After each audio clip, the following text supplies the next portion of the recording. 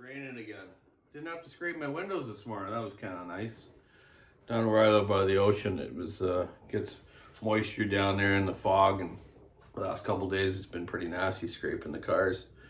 But hey, we do live in Canada. It's winter. I think the first day of winter was yesterday. So yeah, hey man, only a couple more days to Christmas. Hopefully everyone's all organized. I'm gonna go shopping tonight with my daughter and get some stuff for our little birthday party we're gonna have for my mom's 75th birthday. Me and Taylor are gonna go out shopping. I want to show you something on this 462 I found kind of interesting yesterday. They've done a couple changes on 462, but every new one I've taken apart are still the old series. They've kind of changed a little design on the cylinder. But as I was taking this one apart yesterday, I noticed a couple of things. I thought it was kind of unusual. I'm going to show that with you. I'm going to retime this thing a little later too. And I've already rechecked the squish. You can believe the squish on this thing's 27 thousandths from the factory. Really short blowdown timing on this. It's a real quick revving saw. It doesn't have a lot of bottom end, but if you keep your anchors up, it feeds nice, it runs really well. Every customer of mine that have these have had a lot of luck with them, and they're working really well. My friend Lon Lyons just contacted me yesterday. He's been a Husky runner for years and stills. He sold him a heated version one because the 500s don't have heat here in Canada. I don't know if you're even going to get them. So I sold him one of these, and he was like, yeah, tickled pink about it. And he just loves it. It's light, fast.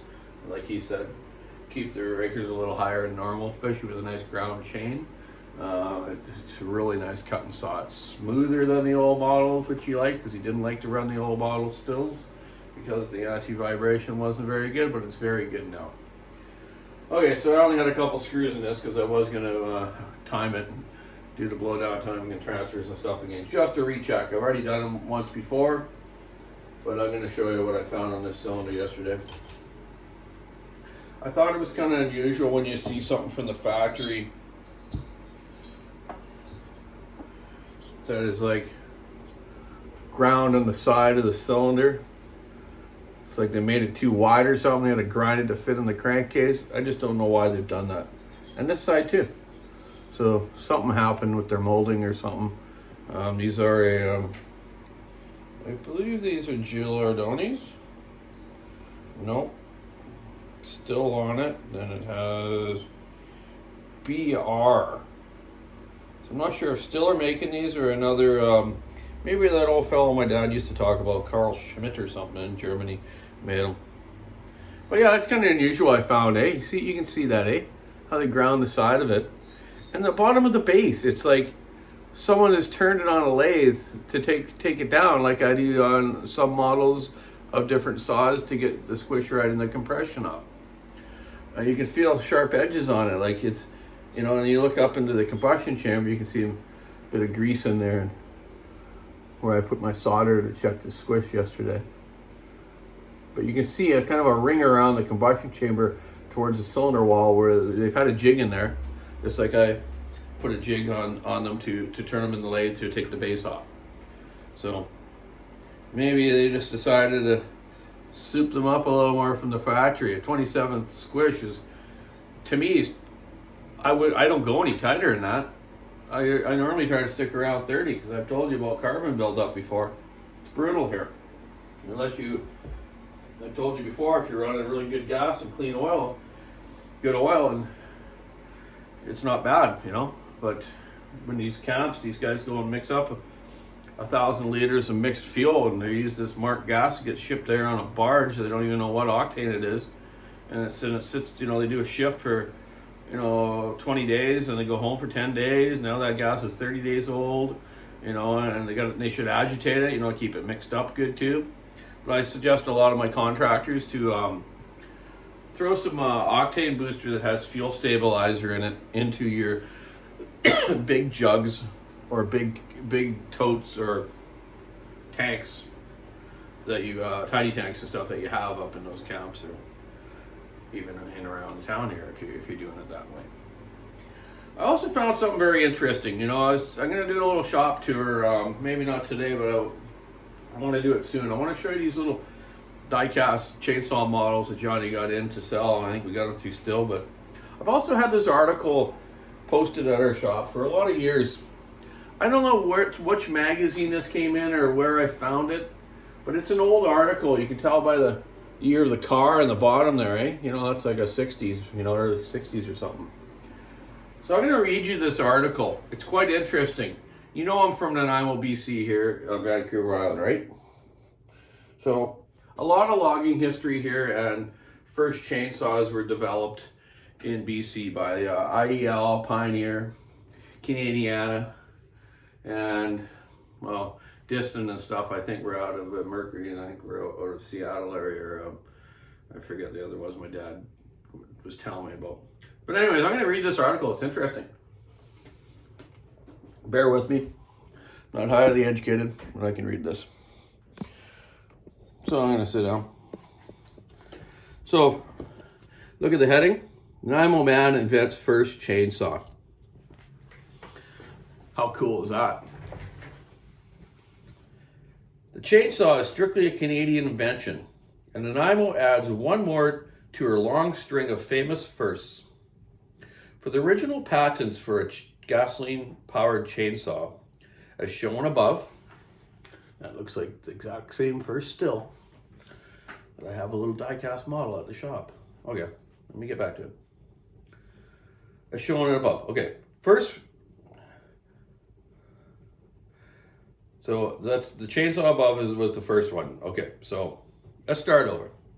The chainsaw is strictly a Canadian invention, and Nanaimo adds in one more to her long strings of famous firsts.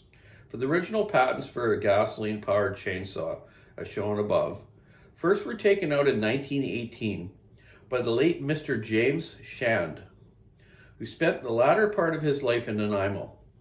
His son Dave is presently on the staff of the IEL firm, which has manufactured and developed improvements in this pioneer chainsaw for many years. Mr. Shand had distributed his chainsaw in relatively small numbers, and when his patents lapsed in 1932, a German by the name of Stihl, spelled S-T-I-E-H-L, who had worked with him and who is still active at 80, started to produce in Germany and to market on the BC coast this saw, which became known as the Hitler saw.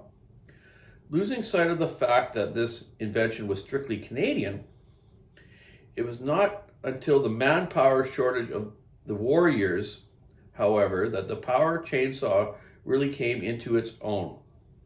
When World War II broke out, all German patents were seized by the custodian of alien property, and Mr. Reed Prentice of Vancouver obtained the license to manufacture the Pioneer, which was in great demand later. Later, the IEL firm, headed by Mr. Roy Prentice, began to produce the saw, and Mr. Dave Shand, who always shared his father's interests in the invention, is presently a member of the IEL sales staff. To Mr. Shand can be credited another Nanaimo first, for it was while operating McIntyre and Shand Pioneer Chainsaw Distributors in Nanaimo that he and his partner dreamed up and promoted the idea of the newly organized DVA, Vocational School Instituting, the first class to train veterans in chainsaw operation and repairs. McIntyre and Shand donated 2 models of the saw for stripping and assembly, and the graduating operators were absorbed by logging camps or else bought their own saw and went to work for themselves. One of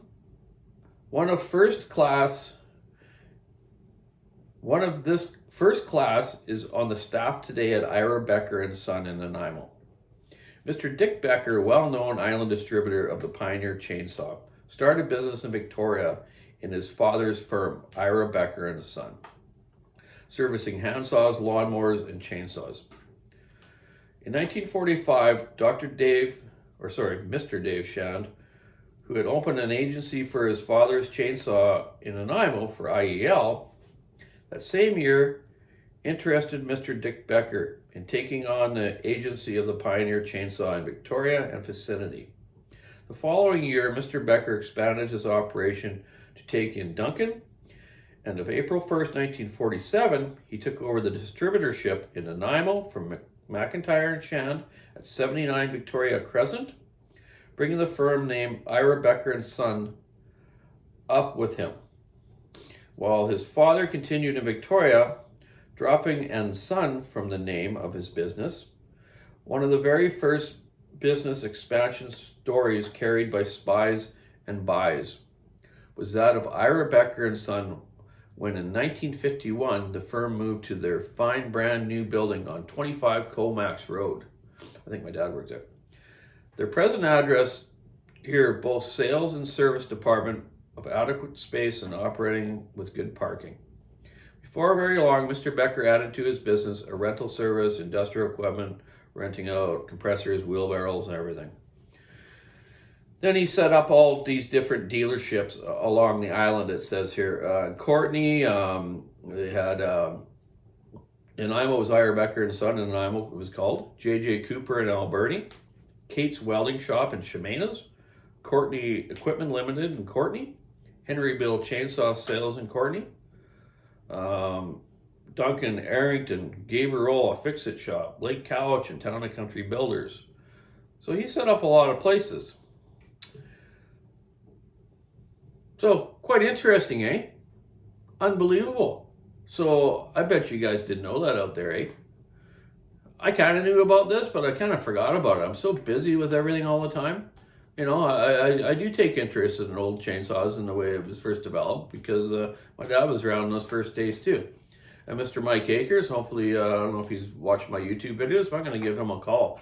Mike Akers made a really nice book on collector chainsaws and has a website too, I believe.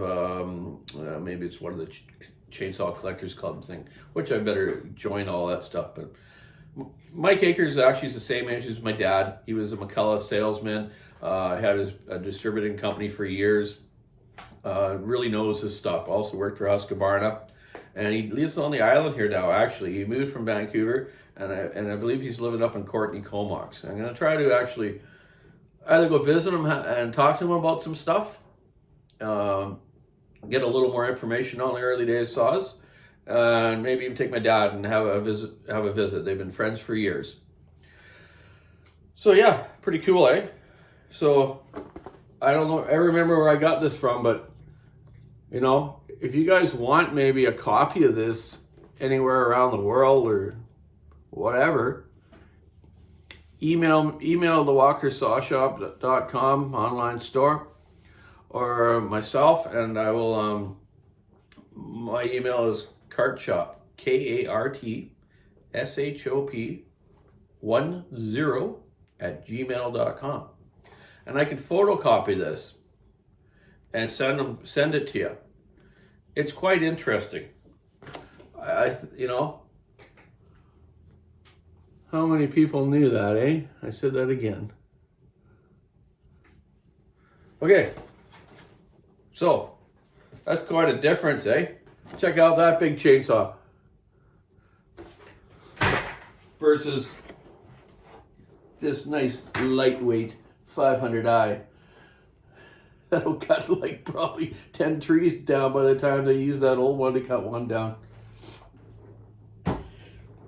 Some of the first saws were actually just used for bucking because they didn't have the swiveled motors for the float carburetors to turn them sideways to cut undercuts in your back cut.